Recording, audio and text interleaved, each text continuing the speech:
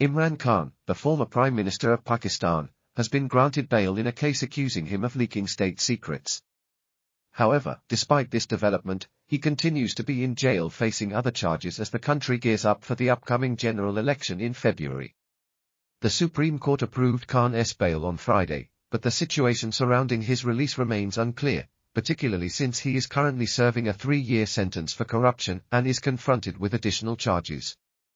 Imprisoned since August, Khan contends that the influential military is collaborating with long-standing dynastic parties in Pakistan to suppress his political party and hinder his eligibility to run for office.